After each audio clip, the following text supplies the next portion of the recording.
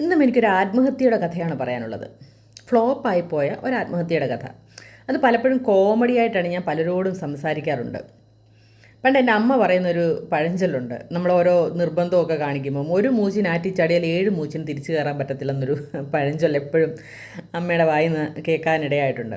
അതുതന്നെയാണ് എനിക്കിത് ഈ സംഭവം പറയുമ്പോൾ നിങ്ങളെ ഓർമ്മിപ്പിക്കാനും ഉള്ളത്, പറയാനും ഉള്ളത്. അതായത് ഞാൻ എപ്പോഴും പറയാറുള്ള പോലെ മല്ലപ്പള്ളി ടൗണിൽ തന്നെയാണ്, മല്ലപ്പള്ളി പാലത്തിൻ്റെ അടുത്തായിരുന്നു എൻ്റെ സ്ഥാപനം.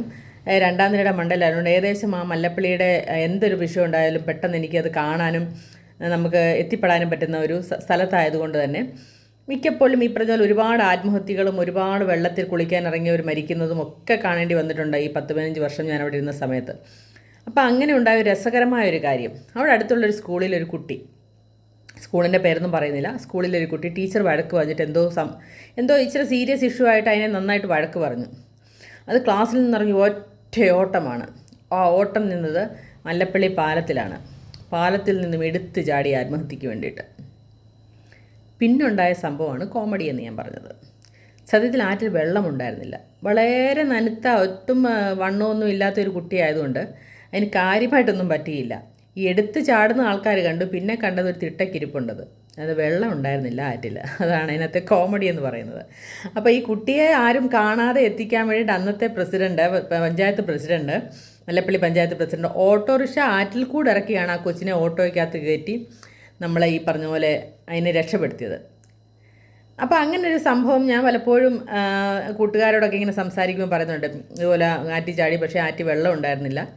ഈ പറഞ്ഞ പോലെ തിട്ടക്കിരിപ്പുണ്ട് നോക്കിയപ്പോൾ കൊച്ച്. അതേപോലെ തന്നെ എൻ്റെ ഒരു സുഹൃത്ത് പറഞ്ഞൊരു സംഭവമാണ്. ഇതുപോലെ ഭാര്യ കിണറ്റിലെടുത്ത് ചാടി, പക്ഷേ കിണറ്റിൽ വെള്ളമില്ലായിരുന്നു. നോക്കിയപ്പം കുറച്ച് വെള്ളം കണ്ടേ ഉള്ളായിരുന്നു. നോക്കിയപ്പോൾ ഒരു പാറപ്പുറത്ത് കയറി ഇരിപ്പുണ്ട്. രാവിലെ മിണ്ടാൻ പറ്റുകയല്ലോ, വിളിച്ചു പോകാൻ പറ്റത്തില്ലല്ലോ. ആറ്റി ചാടിയതാണ്, പക്ഷേ വെള്ളമൊന്നും ഇല്ലായിരുന്നു. പുള്ളിക്കാരി ഒരു മൂച്ചിനെടുത്ത് ചാടി, പക്ഷേ തിരിച്ചങ്ങനെ കയറാനാണ്. ഒരു പാറപ്പുറത്ത് ഇരിപ്പുണ്ട് രാവിലെ നോക്കിയപ്പോൾ. അപ്പോൾ ഇങ്ങനെയുള്ള കുറച്ച് രസകരമായ ആത്മഹത്യാ വിശേഷങ്ങളും ഒക്കെ ഉണ്ട് നമുക്ക് പറയാൻ വേണ്ടിയിട്ട്. അപ്പോൾ ഈ പിള്ളേർക്കൊക്കെ നമ്മൾ വീട്ടുകളിൽ നമുക്ക് ആവശ്യത്തിന് എല്ലാവരും പറയുന്ന കാര്യം തന്നെയാണ് കേട്ടോ. ആവശ്യത്തിന് നമ്മളെല്ലാം സാധിച്ചു കൊടുക്കുമ്പം അവർക്ക് ചെറിയ ചെറിയ പ്രശ്നങ്ങൾ വരുമ്പോൾ പോലും അത് താങ്ങാൻ പറ്റാതെ വരുന്നു. ഞാൻ എൻ്റെ മക്കളെ നന്നായിട്ട് വഴക്കും അടിച്ചും ഒക്കെ തന്നെ ചിലപ്പോൾ ഞാൻ അവർക്ക് ഇത്രയും ക്രൂരിയായ ഒരു അമ്മയുണ്ടോ എന്നൊക്കെ ചിലപ്പോൾ നമ്മൾ ചിന്തിച്ചു. അത്രയ്ക്ക് ഞാൻ ഉപദ്രവിച്ചിട്ടൊക്കെ ഉണ്ട് കേട്ടോ.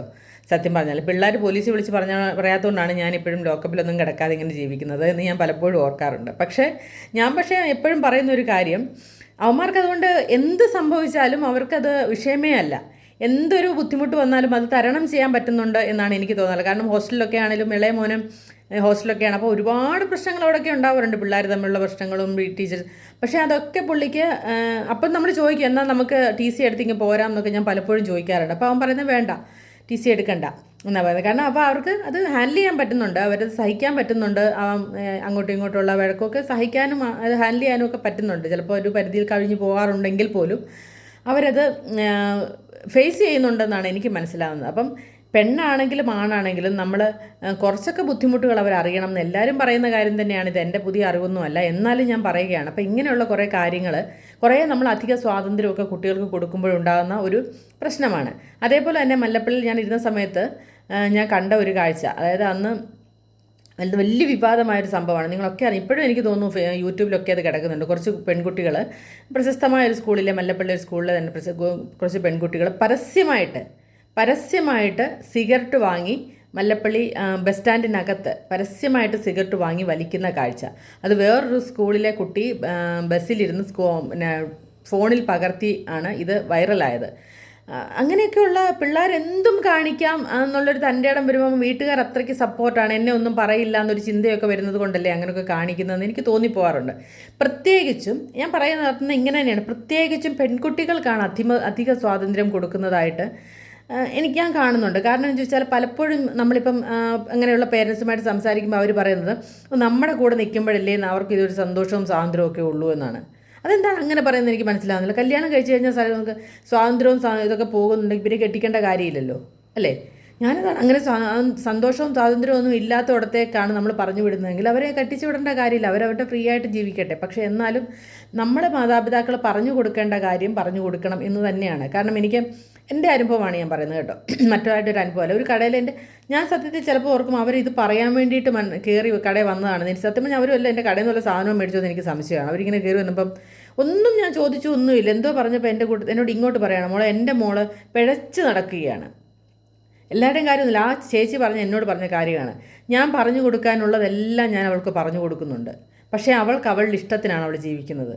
അതുകൊണ്ട് ഞാൻ പലപ്പോഴും അവളോട് പറയാറുണ്ട്, നിനക്ക് എന്തെങ്കിലും ഒരു അപകടം വന്നാൽ, ആപത്ത് വന്നാൽ അതിൻ്റെ പൂർണ്ണ ഉത്തരവാദിത്വം നിനക്കാണെന്ന് ഞാൻ അവളോട് പറഞ്ഞു കൊടുത്തിട്ടുണ്ട്. കാരണം എനിക്ക് അത്രയ്ക്ക് വിഷമമുണ്ട്, എനിക്കത് നിയന്ത്രിക്കാൻ പറ്റുന്നില്ല അവളുടെ സ്വഭാവം എന്ന് ആ ചേച്ചി എന്നോട്. സത്യം പറഞ്ഞാൽ ഞാനിങ്ങനെ അവരുടെ മനസ്സിൽ വിഷമം കൊണ്ട് എനിക്ക് തോന്നുന്നു അത് പറയാൻ വേണ്ടി കയറി വന്നാണോ എന്ന് പോലും. പിന്നെ ഒരിക്കലും ഞാൻ അവരെ കണ്ടിട്ടുമില്ല എന്നുള്ളതാണ്. പക്ഷേ അവരെന്നോട് പറഞ്ഞ കാര്യമാണ് ഇങ്ങനെ, നിനക്ക് എന്തെങ്കിലും ഒരു ആപത്ത്, നിനക്ക് എന്തെങ്കിലും ഒരു അബദ്ധം പറ്റിയാൽ അത് നിൻ്റെ മാത്രം പ്രശ്നമാണ്. ഞാൻ പറഞ്ഞു തരാനുള്ള ഒക്കെ നിനക്ക് പറഞ്ഞു തന്നിട്ടുണ്ട്. പക്ഷേ നീ കാണിക്കുന്നതിന് ഫലമാണ് നീ അനുഭവിക്കുന്നത്. ഒരിക്കലും എന്നെ ബ്ലെയിം ചെയ്യില്ല, എന്നെ കുറ്റപ്പെടുത്തരുതെന്ന് ഞാൻ അവളോട് പറഞ്ഞിട്ടുണ്ട്.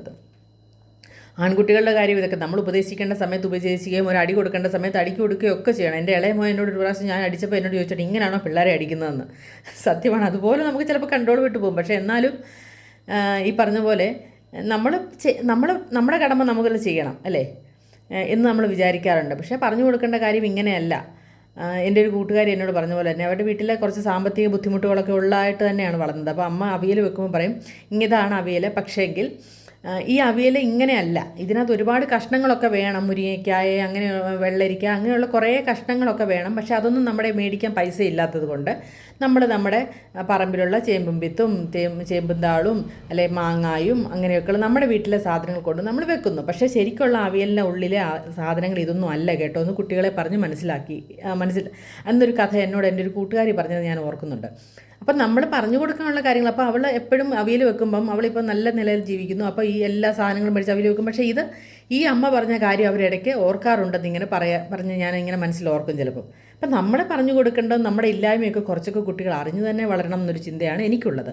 എപ്പോഴും നമ്മളെല്ലാം പറയുന്ന ഉടനെ മേടിച്ചു കൊടുക്കാൻ പാടില്ല, കുറച്ചൊക്കെ ഒന്ന് സേവ് ചെയ്യാൻ. ഇപ്പം മീനാക്ഷി എന്ന് പറയുന്ന നമ്മുടെ ടോപ്പ് സിംഗർ ആ കുട്ടി പറയുന്ന പോലെ എനിക്ക് സേവിങ്സ് ഉണ്ട്, ഞാൻ വെറുതെ കാശ് കളയില്ല എന്നൊക്കെ പറയുമ്പം നമ്മുടെ മക്കളെക്കുറിച്ച് എത്ര പേരെക്കുറിച്ച് നമുക്കങ്ങനെ പറയാൻ സാധിക്കും? നമുക്ക് പറയാൻ കുറച്ച് ബുദ്ധിമുട്ടാണ്. പക്ഷേ എൻ്റെ പുകച്ചം പറയല്ല, മൂത്ത മോൻ അവന് കുറച്ച് പൈസയെക്കുറിച്ച് അറിഞ്ഞ് നമ്മളിപ്പോൾ ഇല്ലായ്മയൊക്കെ പറയുന്നത് കേൾക്കുന്നതുകൊണ്ടായിരിക്കും അവൻ കുറച്ച് അങ്ങനെ. പക്ഷേ എങ്കിൽ ഇളയാൾ അങ്ങനെയേ അല്ല.